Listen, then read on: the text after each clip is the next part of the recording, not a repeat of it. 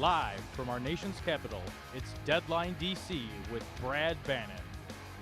Hi, I'm Brad Bannon, the host of Deadline DC with Brad Bannon.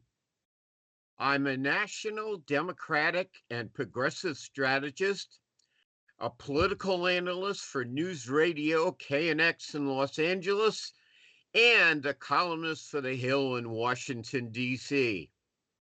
If you want to get my take on Donald Trump's imperial presidency, you can read my columns in The Hill at muckrack.com/Brad Bannon.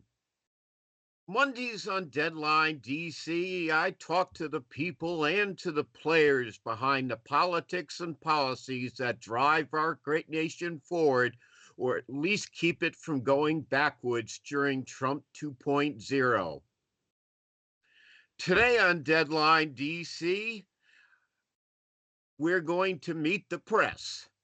My guests today are journalist Mabinty Quarshie, who is the national political correspondent for the Washington Examiner, and Mika Solna, who is a congressional reporter for Punchbowl News. We'll talk about Trump actions and Democratic reactions. Also with us today, as usual, is my intrepid executive producer, Mark Grimaldi, who keeps the show running on time and online. Our first guest today, as promised, is Mabinty Quarshie, who is national political correspondent for the Washington Examiner. Welcome back to Deadline DC, Mabinty. I'm fine. Glad you could join us again today. Mabinty, when news breaks, we fix it here on Deadline DC.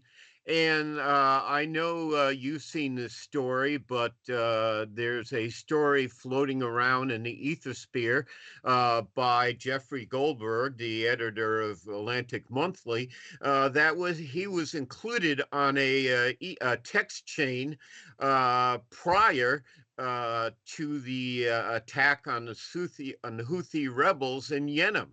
And for reasons that are unclear, he was included in the planning for the attack. This seems to me incredibly, abhorrent and a big major screw up.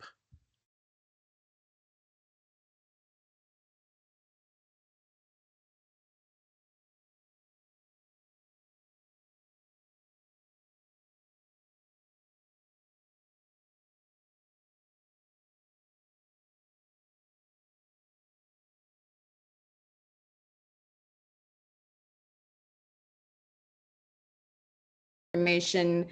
I mean, thank God Jeffrey did not leak it to someone else, but it could have been leaked to an adversary like Russia or China. So this is very unprecedented. And we already have Democrats calling for hearings and investigations into like how this happened. We've had at least one Democratic member of Congress who has re-upped her request for members of Congress for people to get trained on how to handle classified information. But this was definitely unprecedented. It shouldn't have happened. And it definitely is embarrassing for the Trump administration. Now, I've been known to send out an errant tweet every once in a while, but nothing that is high-grade national security. And my question for you is, I saw the response from the Defense Department, which was pretty feeble, I thought. They're going to investigate how Jeffrey Goldberg got on the text chain. He also said the text shows how well planned the operation was, except they leaked it to the press beforehand, I guess. Do you think anybody's going to pay any consequence? There's going to be consequences for this? Or is this just going to be another Trump administration era that, House and Senate Republicans to say, everybody makes a mistake every once in a while? Well, I think as we've seen from the first, 2 months of the Trump administration, they're very loath to say they've made a. Someone did ask Trump while he was speaking with the governor of Louisiana about the situation, and Trump basically said, I don't know what this is," and then he slams the Atlantic. So I think the first response is gonna be, to your point, I don't think anyone's gonna be losing their job today.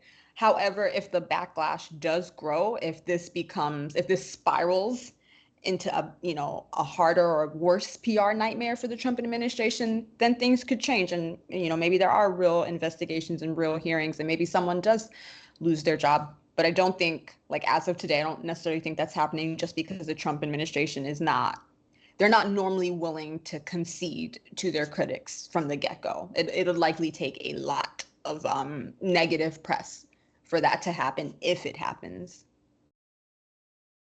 Okay, well, while we're on the subject of national security, this isn't going to be my first topic, but while on the subject of national security, you wrote a piece this week on Elon Musk apparently getting briefings from the Pentagon on national security issues, and perhaps on China, where he has business interests. Could you talk about that, please? Yeah. So basically, what happened is that the New York Times and then the Wall Street Journal had this report that the Pentagon was going to brief Elon Musk about China, which again is very unprecedented, because that's not what Elon Musk should be doing. And it did send alarms.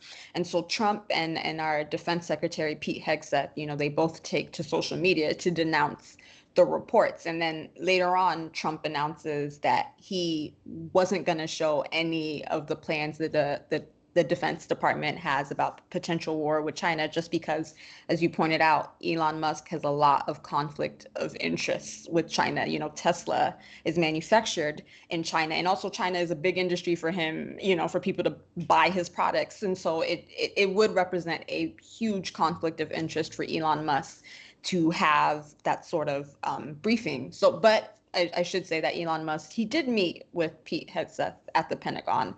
So it's not like, Trump wants to make it very clear he's not throwing Elon Musk to the wolves, but also he understands that there does need to be a line with how far Elon Musk can go through, the Department of Government Efficiency. And there were some fears that, Elon Musk might be trying to trim the Defense Department budget, which, not a lot of people really support that in Washington. Now, Pete Hegseth, the Secretary of Defense, was one of the Trump cabinet appointees who was hotly contested. He did win Senate confirmation, but it was very controversial. And this is going to raise some concerns, these two issues, about his ability to do the job, which was in question before he got it. Does this put Hespeth in hot water, or is this, just, he's going to roll on because no one can stop him? Well, listen, everyone is in hot water in that group chat, because none of them should have been discussing, sensitive national security plans on Signal. Like, everybody's in hot water. But luckily for them, Trump has been a big defender of Pete Hegseth. During his confirmation hearings, Trump refused, to throw him to the wolves, especially after he had lost, one cabinet attorney, Matt Gaetz. Mabinty, we're going to have to pick this up again in a minute. We're going to break now to give our radio listeners a little vacation. We'll be back with more of Deadline DC with Brad Bannon and our guest, Mabinty Quarshie. I can go one more minute. Okay, I guess we're not stopping. So is anybody going to pay any consequences to this, or is this just going to be a story everybody forgets a week from now? I think the only way we see heads roll is if this becomes an increasing PR nightmare for the Trump administration. So basically, we'd have to see more leaks, more reporting about how this happened, who made the mistake, how did the mistake happen. If that continues week after week, a head will roll. But if not, and it's very likely that it might not happen, because the GOP controls Congress, and the GOP has, essentially become the party of Trump. So that might not happen. Okay. Okay, we are going to break this time. We're going to continue our discussion with Mabinty Quarshie, who is a national political correspondent at the Washington Examiner. And this is Deadline DC with Brad Bannon. We're going to take a quick break now to give our radio listeners a little vacation, but we'll be continuing this interview on Facebook Live and Twitter and YouTube for you video aficionados. Welcome back to Deadline DC with Brad Bannon. My guest in this half hour is Mabinty Quarshie, who is the national political correspondent for the Washington Examiner. Let me ask you about another story you wrote this past week. Donald Trump is trying to gut or dismantle the Department of Education. Now, he really can't eliminate the department because it's established by law by Congress, and I doubt Congress would go along with abolishing the department, completely. So it looks to me he's going for death by 1,000 cuts.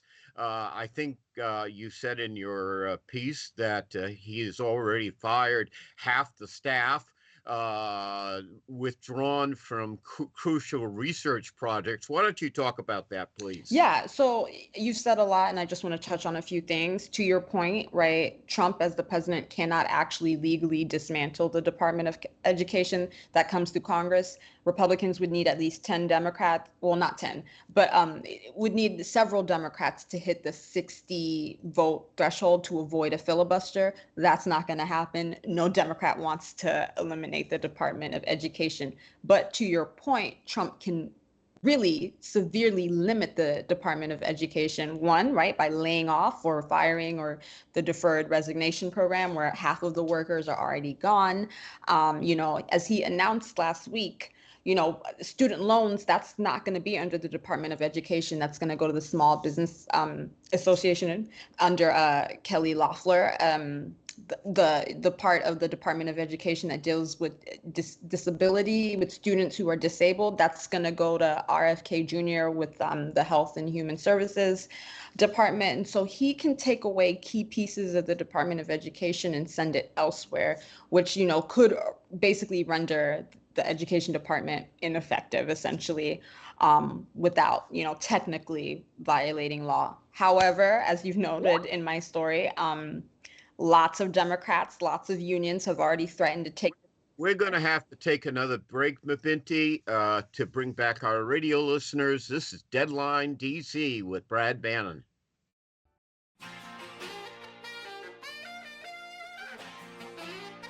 Welcome back to Deadline DC with Brad Bannon. My guest in this half hour, talking all things Trump administration, is Mabinty Quarshie, who is the national political correspondent for the Washington Examiner. Let me ask you this question. We talked about the Department of Education. It's my impression, and tell me if you agree or not with me, that the Republicans have their hat hung on eventually getting rid of the Social Security program.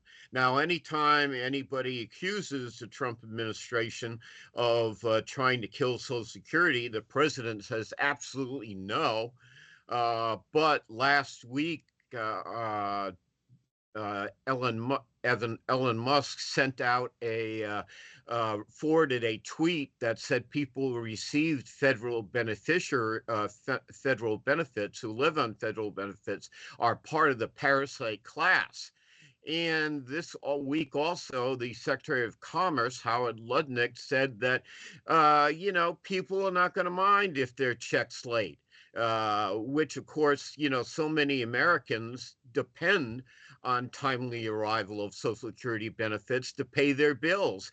So are they trying to do the same thing as kill Social Security by 1,000 cuts without actually decapitating the program? So here's the thing about Social Security, which the Education Department cannot say.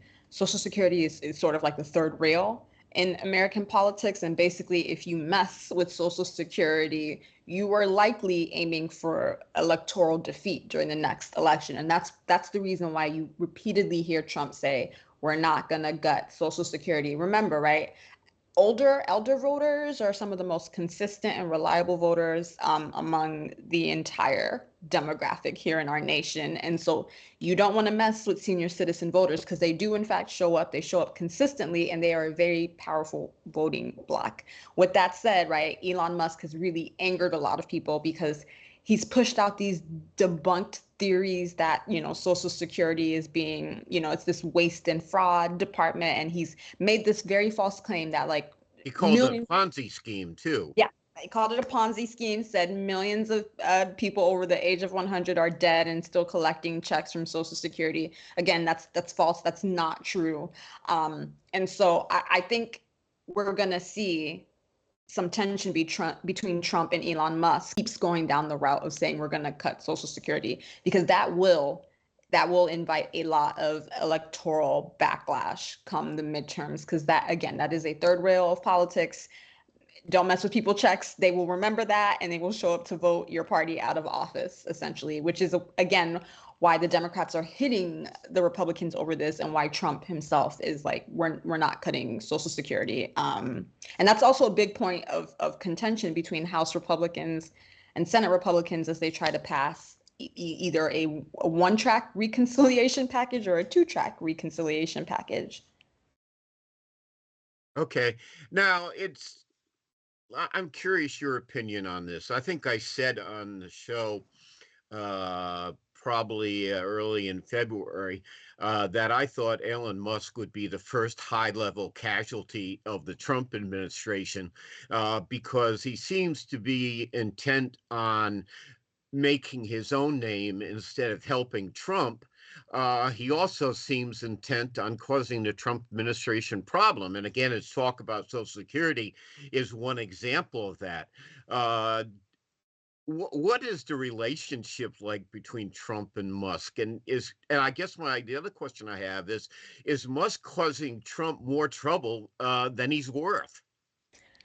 Well, remember, Elon Musk is the world's richest man. He has a lot of money that he can spend. And I think Trump understands that, which is why Trump has been willing to go to bat for Elon Musk. I want to point out, right, when you ask, does Trump like Elon? He does. His first joint interview as president during the second administration, it wasn't with the First Lady Melania Trump, and it wasn't with his VP JD Vance. He did it with Elon Musk.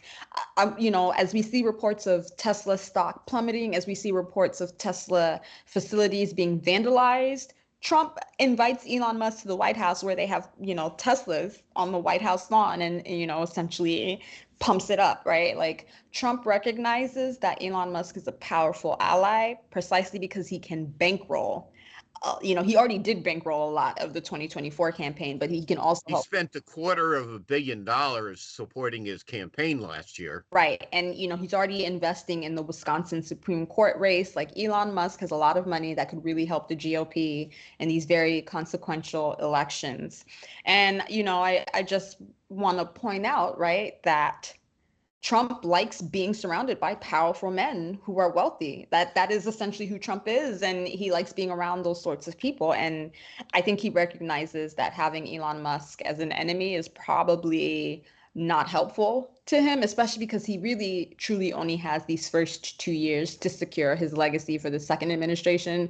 Because once we hit the 2026 midterms, a lot of us will move on to the 2028 race. If the Democrats do win back the House, that, will severely limit Trump's ability to pass major parts of his agenda. So he really only has 2 years to make his vision clear, and he's going to need Elon Musk. And something a lot of people have told me is that, like, it might be good for him to have Elon Musk with this highly visible role, because if he needs a scapegoat, he has Elon Musk, and, he can say, well, I didn't do this. It was Musk who did this. It was the Department of Government Efficiency, right? Like, he has someone who would survive being thrown to the wolves, essentially, right? Like Elon Musk, again, the world's richest man. He doesn't really need government. So if he were kicked out, he'd be fine.